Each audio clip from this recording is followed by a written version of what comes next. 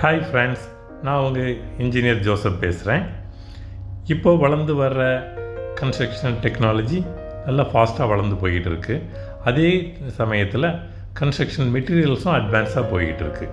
இதில் தான் பார்த்திங்கன்னா இந்த FE 500, FE 550, 500D இந்த மாதிரியான வெரைட்டிஸ் வருது.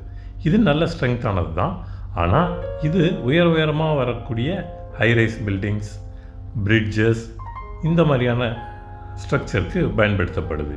இப்போ லேட்டஸ்ட் டெக்னாலஜியாக பார்த்தீங்கன்னா பிரிட்ஜஸ்லாம் PT ஸ்லாப், PT பீம் இதில் யூஸ் பண்ணுறாங்க. இந்த 500D இதோடைய வித்தியாசம் என்னென்னு பார்த்தீங்கன்னா கெமிக்கல் ப்ராப்பர்ட்டிஸ், மெக்கானிக்கல் ப்ராப்பர்ட்டிஸ் இதில் நிரூபிக்கப்பட்டிருக்கு. இது பெரிய வணிக வளாகம் அல்லது இண்டஸ்ட்ரியல் பில்டிங் அந்த மாதிரியான ஸ்ட்ரக்சர்ஸ்க்கு இந்த 500D, 550 அதை யூஸ் பண்ணலாம்.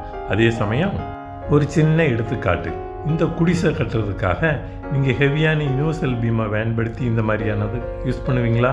மாட்டீங்க. அதனால் நமக்கு தேவையான இந்த மாதிரியான அழகான சின்ன வீடுகள் கட்டுறதுக்கு நார்மலாக மார்க்கெட்டில் கிடைக்கக்கூடிய FE 415 ரக கம்பிகளே போதுமானது. அதனால் ஃப்ரெண்ட்ஸ், உங்கள் வீடை கட்டும்போது எந்த இடத்துல எந்த பொருளை பயன்படுத்தணும் அப்படின்றத தெரிஞ்ச இன்ஜினியர்ஸ்ட்டை கலந்து ஆலோசித்து சரியான இடத்துல சரியான பொருளை பயன்படுத்துங்க. ரொம்ப கஷ்டப்பட்டு உழைச்சி சம்பாதிச்ச உங்கள் பணத்தை தேவையில்லாமல் வீணடிச்சிடாதீங்க. தேங்க்யூ ஃப்ரெண்ட்ஸ், தேங்க்யூ ஃபார் வாட்சிங். உங்களுடைய சந்தேகங்களை கமெண்ட்டில் போஸ்ட் பண்ணுங்கள், நான் கிளாரிஃபை பண்ணுறேன். பாய்.